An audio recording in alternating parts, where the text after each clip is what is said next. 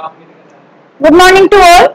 आज हम क्लास 12 का ग्रामर का व्याकरण का जो पहला अध्याय है भाषा, व्याकरण और लिपि, इसका परिचय जो चैप्टर है और इसमें से बोर्ड एग्जाम में आपके जो फिल इन द ब्लैंक रिक्त स्थान के जो प्रश्न आते हैं उसमें से इसमें क्वेश्चन जरूर आता है। तो आज हम इसी को पढ़ने वाले हैं। भाषा क्या है, एक जनरल क्वेश्चन है ये। भाषा क्या है, किसे कहते हैं भाषा? हाँ, किसको कहते हैं? हाँ, बात बताइए आदित्य।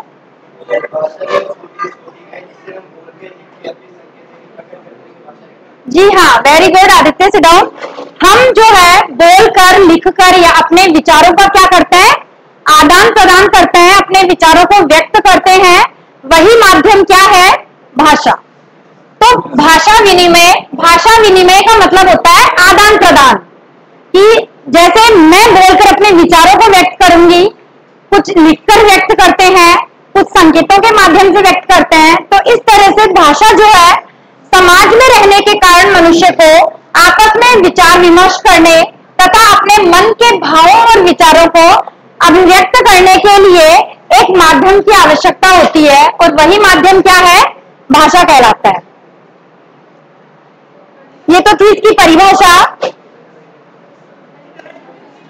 भाषा शब्द की उत्पत्ति देखिए। भाषा शब्द जो है संस्कृत की भाष धातु से बना है।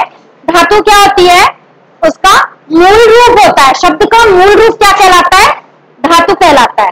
तो यहाँ भाषा जो शब्द है वो भाष धातु से मिलकर से बनी है, और भाष का क्या अर्थ होता है, व्यक्त करना, अपने विचारों को अपनी वाणी के माध्यम से व्यक्त करना। भाष व्यक्तायाम वाची, अर्थात व्यक्त वाणी को भाषा कहते हैं। इसकी परिभाषा देख लीजिए। व्यक्त वाणी के रूप में जिसकी अभिव्यक्ति की जाती है उसे क्या कहते हैं, भाषा कहते हैं। अब भाषा के रूप जो कि बेसिक आपने छोटी क्लासेस में भी पढ़े होंगे। भाषा के मुख्यतः दो रूप होते हैं, मौखिक भाषा और लिखित भाषा। मौखिक भाषा हम बोलकर और सुनकर अभिव्यक्त करते हैं, और लिखित भाषा को हम लिखकर और पढ़कर उसकी अभिव्यक्ति होती है। मौखिक भाषा जो है साधारणतः बोलचाल की भाषा को ही मौखिक भाषा कहते हैं। जैसे नेताजी के भाषण सुनकर जनता उत्साह से भर उठी, यहाँ नेताजी का भाषण मौखिक भाषा का उदाहरण है। आप उसको बोलकर, बोलना और सुनना दोनों किसमें आता है, मौखिक में। तो मतलब मौखिक भाषा में क्या आएगा, बोलना और सुनना।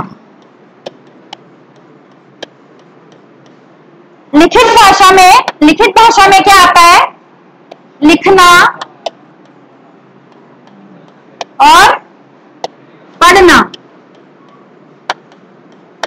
ये दोनों जो है लिखित भाषा में आएंगे और ये मौखिक भाषा में आएंगे। आगे बढ़ते हैं। लिखित भाषा जब उच्चारित ध्वनि संकेतों को निश्चित चिन्हों या ध्वनि संकेतों द्वारा लिखकर अंकित किया जाता है उसे लिखित भाषा कहते हैं। और जो निश्चित चिन्ह होते हैं, जैसे हम कमल लिखेंगे तो क के लिए हम एक निश्चित चिन्ह है देवनागरी लिपि में कि भाई इस तरह से क लिखा जाता है। तो निश्चित चिन्ह होते हैं, उसके ध्वनि या संकेतों के माध्यम से वाणी ये व्यक्त की जाती है, लिखकर भी व्यक्त की जाती है। तो यहाँ जो है निश्चित चिन्हों या ध्वनि संकेतों द्वारा लिखकर व्यक्त की जाती है उसे लिखित भाषा कहते हैं। जैसे परीक्षार्थी उत्तर पुस्तिका पर प्रश्न हल कर रहे हैं, अर्थात वो लिखकर अपने विचारों को व्यक्त कर रहे हैं। इसके लिए वे भाषा के निश्चित चिन्हों का प्रयोग कर रहे हैं। अतः ये कौन सी भाषा हुई, लिखित भाषा। अब जो है अनेक व्यक्तियों के संपर्क में रहने के कारण भाषा के अनेक रूप हो जाते हैं। भाषा के रूप अनेक हो जाते हैं। अब हम उस पर विचार करेंगे कि कौन कौन से रूप हो जाते हैं। एक है मूल भाषा। आज जो विश्व में जितनी भी भाषाएं बोली जाती है, आपको पता है, वैसे हमारे संविधान में कोई बता सकता है कितनी भाषाओं को मान्यता प्राप्त है? वेरी गुड, 22 भाषाओं को मान्यता प्राप्त है। और जो हिंदी दिवस जो है, हिंदी हमारी राजभाषा कब बनी? बताओ। हिंदी जो है हमारी राजभाषा कब बनी, कब हम हिंदी दिवस मनाते हैं? 14 सितंबर 1949 में जो है 1949 में 14 सितंबर 1949 में हिंदी हमारी राजभाषा बनी थी, इसीलिए हम जो है उस दिन हिंदी दिवस के रूप में मनाते हैं। तो यहाँ जो है मूल भाषा कि जब भाषा का विकास हुआ, जब भाषा की उत्पत्ति हुई, तो कोई तो ऐसी भाषा थी जो मूल में थी, अर्थात सबसे पहले बोली गई थी। तो विश्व में आज बहुत सारी भाषाएं बोली जाती है, लेकिन उनके मूल में भी एक भाषा रही होगी, चाहे अभी हमें उसका ज्ञान नहीं है। आपको पता है सिंधु घाटी सभ्यता की जो लिपि मिली है ना, उसको तो आज तक नहीं पढ़ा गया है, अभी तक कोई पढ़ नहीं पाया है उसको। किंतु भाषा के पारिवारिक वर्गीकरण में लगभग 10 भाषाओं को मान्यता दी जाती है। आधुनिक भारतीय आर्य भाषाओं की मूल भाषा भारोपीय परिवार है। तो यहाँ हम क्वेश्चन बन सकता है कि आधुनिक भारतीय आर्य भाषाओं की मूल भाषा कौन सी है? तो क्या आएगा? भारोपीय। भारोपीय जो वर्ड है वो इसमें जो है सिलेबस में आएगा, इसलिए इसको ध्यान से देख लीजिएगा, कई बार क्वेश्चन आ जाते हैं ऐसे। विभाषा देखिए, ये मूल भाषा हो गई, ये विभाषा है। प्रांतीय या उप प्रांतीय आधार पर वर्गीकृत होने पर भाषाओं को विभाषा कहते हैं, यानी कि उसका वर्गीकरण, उसको बांट दिया गया प्रांत के हिसाब से, या उसके भी सब डिवीजन कर दिए गए, तो वहां जो है विभाषा होती है। इन भाषाओं में शासन का कार्य संचालन भी होता है, जैसे देशों को बांटा, फिर उसके बाद देशों को भी प्रांतों में बांट दिया गया। इन भाषाओं में जैसे पंजाबी, गुजराती, मराठी, ये जो है ये यहाँ की विभाषा है। पंजाब में पंजाबी बोली जाती है, जबकि ये सारे प्रांत हमारे भारत का ही जो है हिस्सा हैं। लेकिन ये जो है पंजाब में पंजाबी में काम होता है, वहां के शासन का, गुजरात में गुजराती में होता है, महाराष्ट्र में मराठी में होता है। इस तरह से ये भाषाओं में इसका सब डिवीजन हो गया है। बोली, ये भी एक इंपॉर्टेंट क्वेश्चन है, कई बार आ जाता है, भाषा और बोली में क्या अंतर है? प्रांतीय स्तर के शासन कार्य के लिए प्रयुक्त न होने वाली प्रांतीय स्तर के जो है बोली में कोई भी साहित्य नहीं लिखा होता है, और वो शासन के कार्यों में भी काम नहीं आती है।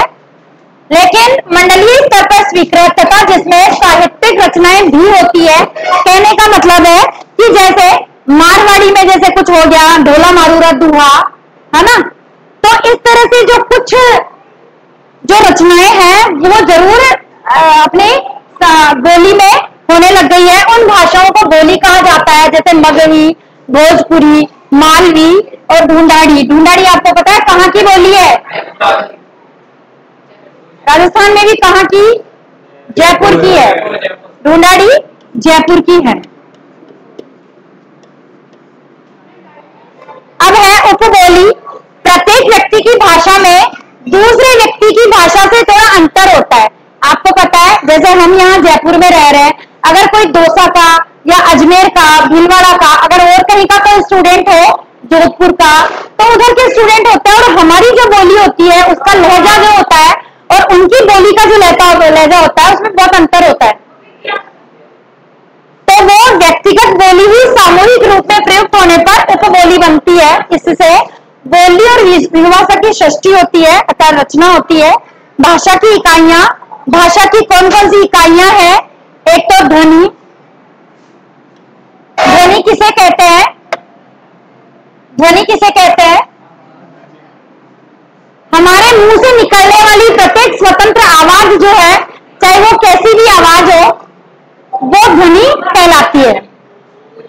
तो भाषा के मौखिक रूप में जैसे मैं बोल रही हूं, तो मौखिक जो रूप होता है वो क्या, कौन सी, उसमें सिर्फ ध्वनि का ही प्रयोग होता है। वर्ण, वर्ण जो है क्या होती है? वर्ण सबसे भाषा की सबसे छोटी इकाई होती है, जिसके टुकड़े नहीं किए जा सकते हैं, उसको वर्ण कहते हैं। वर्ण ध्वनि के रूप में ही वक्ता के मुख से उच्चारित होता है। यह भाषा की सबसे छोटी इकाई है। प्रश्न पूछा जा सकता है कि भाषा की सबसे छोटी इकाई है, तो आपको ध्यान रखना है कि वर्ण भाषा की सबसे छोटी इकाई है जिसके टुकड़े नहीं किए जा सकते हैं। जैसा कि इन्होंने बताया है, इसमें हलंत लगा है क्योंकि स्वर जो है, व्यंजन जो है वो स्वर के मेल से बनता है। स्वर नहीं, स्वर अपने आप में स्वतंत्र होता है, लेकिन व्यंजन जो है उसमें स्वर मिला हुआ होता है। अब जैसे ये क हम लिखते हैं, लेकिन इसमें भी जो है ए मिला हुआ होता है। तो ये जो है सबसे छोटी इकाई, अब इसके टुकड़े नहीं कर सकते हम, कह के तो मैंने कर दिए, लेकिन अब इसके नहीं हो सकते टुकड़े। ये सबसे छोटी इकाई नहीं है, ये सबसे छोटी इकाई है क्योंकि इसमें स्वर मिला हुआ है। अब है शब्द वर्गों के सार्थक समूह को वर्णों के वर्ण नहीं, वर्णों के सार्थक समूह को, ऐसा नहीं है कि वो अर्थ कुछ ही ना दे और हम उसको बोल रहे हैं। सार्थक होना चाहिए, अर्थ के साथ होना चाहिए। जैसे मैं बोलूं लकम, तो आपको समझोगे, किसी को समझ नहीं आएगा, लेकिन मैं बोलती हूँ कमल, तो आप समझ जाओगे ना कि हाँ कोई फूल का नाम ले रही है मैम। तो इस तरह से सार्थक इकाई को क्या कहते हैं? शब्द कहते हैं। अब है पद।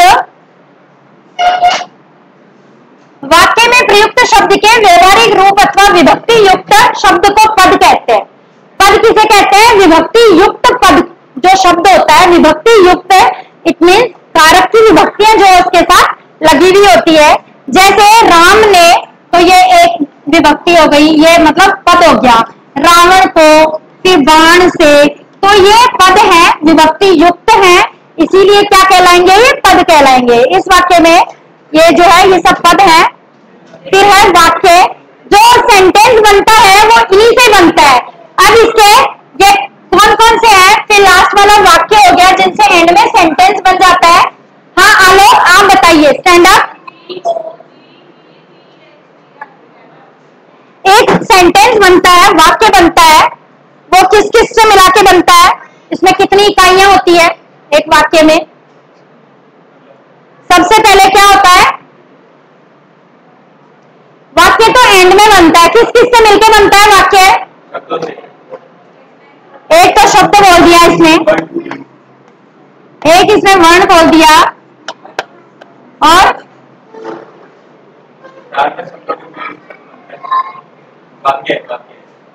वाक्य तो सबसे लास्ट एंड में बनता है। भाई वाक्य अब बन गया, पहले वर्ण हुआ, फिर उससे शब्द बना, फिर क्या बनेगा? एनीवन? मैं पूछ रही हूँ कि सबसे छोटी इकाई तो वर्ण हो गई, फिर उस वर्ण को मिलाएंगे तो शब्द बनेगा, और फिर वेरी गुड, फिर उसके बाद पद बनेंगे, और फिर एंड में क्या बनेगा? वाक्य बनेगा।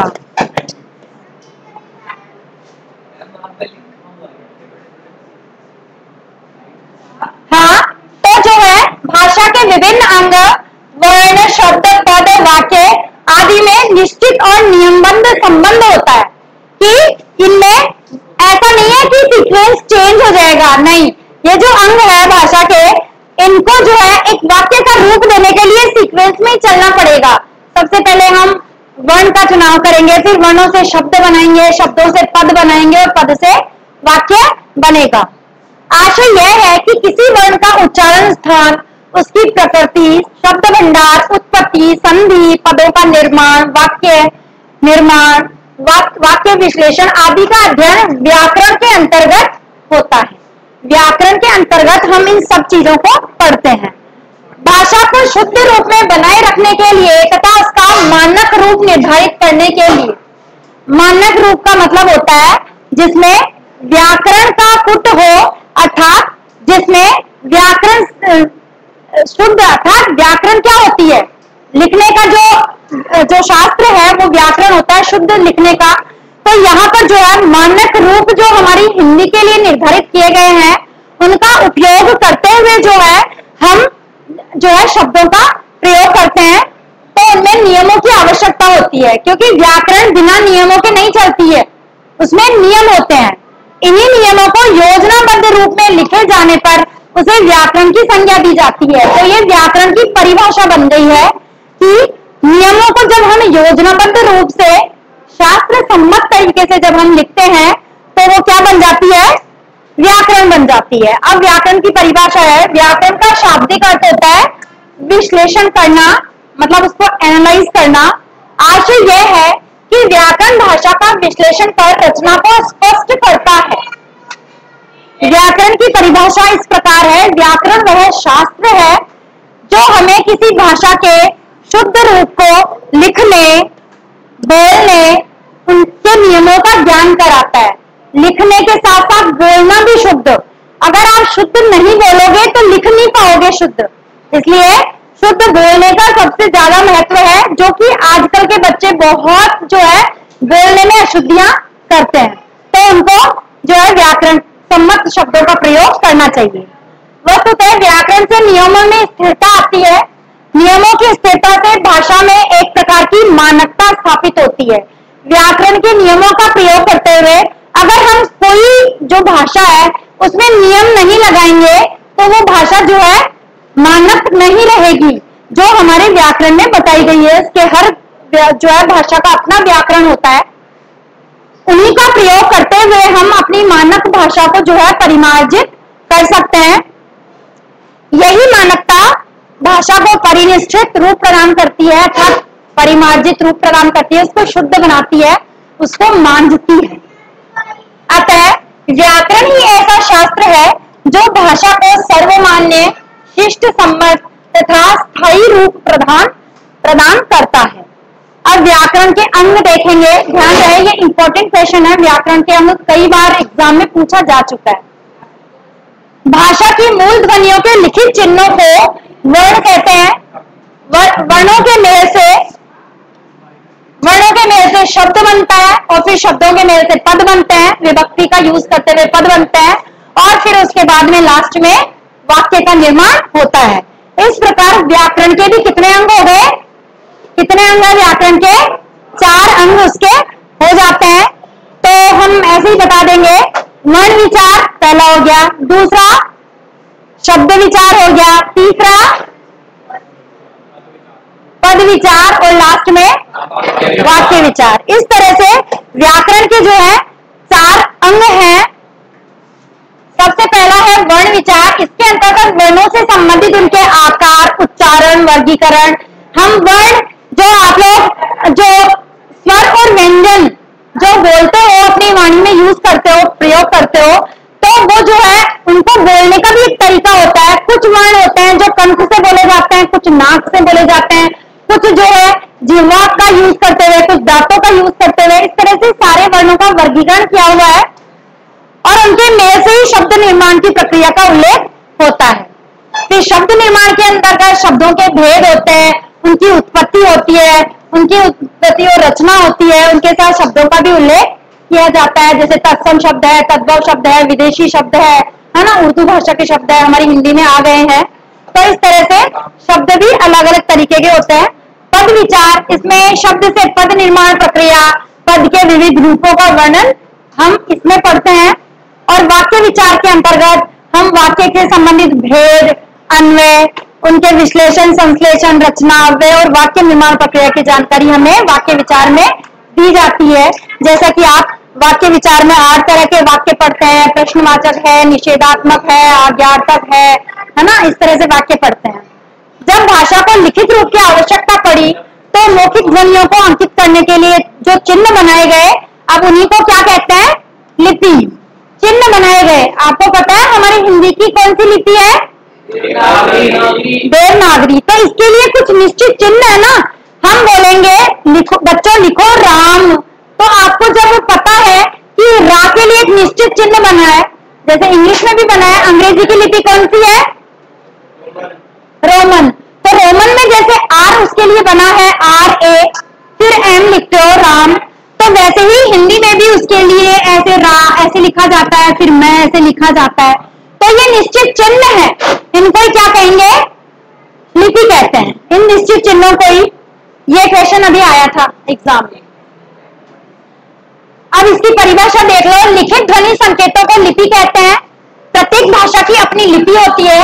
जैसे हिंदी की देवनागरी है, अंग्रेजी की रोमन है, उर्दू की फारसी है, पंजाबी की गुरुमुखी है, नेपाली की भी देवनागरी है, मराठी की भी देवनागरी है और संस्कृत की भी देवनागरी है। तो इस तरह से देवनागरी लिपि का प्रयोग जो है, हम देखो कितनी भाषाओं में देवनागरी लिपि है, मराठी, नेपाली, कोंकणी, संस्कृत, प्राकृत, अपभ्रंश आदि, ये सारी भाषाएं देवनागरी लिपि में लिखी जाती है। अब देखो ये इंपॉर्टेंट क्वेश्चन है, भारत की दो प्राचीन लिपियां थी, एक ब्राह्मी लिपि और दूसरी खरोष्ठी लिपि। आपको पता है जो सम्राट अशोक थे, उन्होंने भी इन लिपियों का प्रयोग करते हुए उनके जो अभी स्तंभ मिले हैं उनके ऊपर इन लिपियों में लिखा गया है, ब्राह्मी और खरोष्ठी में। ब्राह्मी लिपि से ही देवनागरी, ये इंपॉर्टेंट क्वेश्चन है, अच्छे से माइंड में कैप्चर कर लेंगे इसको। देवनागरी लिपि का विकास किस प्राचीन लिपि से हुआ? किससे हुआ? ब्राह्मी लिपि से। ध्यान रहे, दो लिपियां प्राचीन है, ब्राह्मी और खरोष्ठी, बट हमारी जो देवनागरी लिपि है उसका विकास किससे हुआ है? ब्राह्मी लिपि से हुआ है। देवनागरी की प्रमुख विशेषताएं, अब ये इंपॉर्टेंट क्वेश्चन है, कई बार आया हुआ है, देवनागरी लिपि की विशेषताएं पूछ ली जाती है।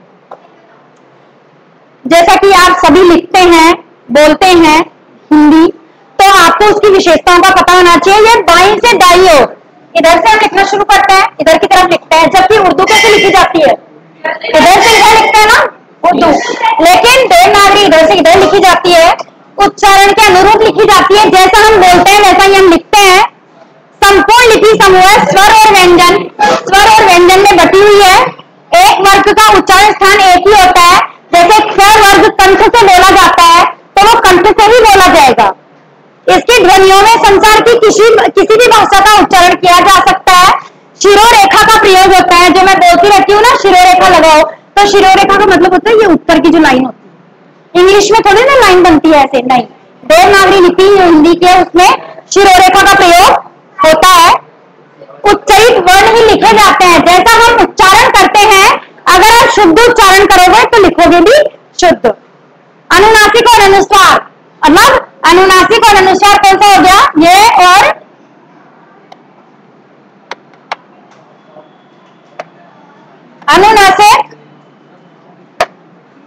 अनुनासिक और अनुस्वार, इन जो है ध्वनियों के लिए पृथक चिन्हों का प्रयोग होता है। दोनों चिन्हों का प्रयोग अनुनासिक और अनुस्वार के लिए होता है। इनमें स्वरों के लिए मात्राओं की निश्चित अवस्था है। आपको पता है ई में जो मात्राएं होती है सारी, वो है निश्चित मात्राएं होती है, जो सब जो है हम जो भी शब्द बोलते हैं उसमें लगती है। उस हिसाब से मात्राओं का प्रयोग व्यंजनों और स्वरों के संयोग से होता है। संयोग के समय जब स्वर और व्यंजन मिलते हैं तब मात्राओं का प्रयोग किया जाता है। अक्षरों में सुडौलता होती है, यानी कि अक्षर बहुत ही सुंदर बनावट होती है अक्षरों की, और वर्ण गोलाइयों से युक्त होते हैं। देखो अधिकतर वर्ण जो है ऐसे, देखो इसमें गोलाई है, इसमें गोलाई है, तो इस तरह से गोलाइयों से युक्त शब्द यहाँ, वर्ण यहाँ ज्यादा होते हैं। यह रोमन लिपि की अपेक्षा कम स्थान घेरती है, रोमन से ये कम स्थान घेरती है। वर्ण विभाजन में वैज्ञानिकता है। वैज्ञानिकता का मतलब है कि जिस तरह से साइंस में हम डिवीजन करके पढ़ते हैं ना, वर्गीकरण करके, वैसे ही यहाँ पर भी वर्णों का विभाजन किया गया है। वर्णों का विभाजन जिसमें वर्ण जो है, जैसे क वर्ग है वो गले से बोला जाएगा, जैसे ये है दंतोष्ठ है, यानी दांत और ओष्ठ से बोला जाता है। च वर्ग दांतों से, ओष्ठ है होठों से बोला जाता है। तो क च ट त प, जैसे ये वर्ग होते हैं ना 5-5, तो ये इनका उच्चारण स्थान भी अलग अलग है। कोई लिप्स से बोला जाता है, कोई दांत से, जिसमें किसी में नाक का प्रयोग होता है कि वो नाक से बोला जाएगा। तो इस तरह से सारे वर्णों का विभाजन किया हुआ है कि वो इस तरह से अलग अलग उच्चारण स्थान होता है। तो इस तरह से ये जो हमारी देवनागरी की जो विशेषता है देवनागरी लिपि की, ये सभी कंटेस्ट कर लेंगे, ये एग्जाम के लिए इंपॉर्टेंट है। तो आपने अभी सीखा कि भाषा किसे कहते हैं, भाषा के कौन से अंग है, व्याकरण किसे कहते हैं, उसके कौन से अंग है, लिपि किसे कहते हैं, उसकी क्या विशेषता है, किस किस भाषा की कौन सी लिपि है। तो ये सारे क्वेश्चंस जो है इंपॉर्टेंट है आपके लिए, इसीलिए आप इस वीडियो को जरूर देखें। Thank you.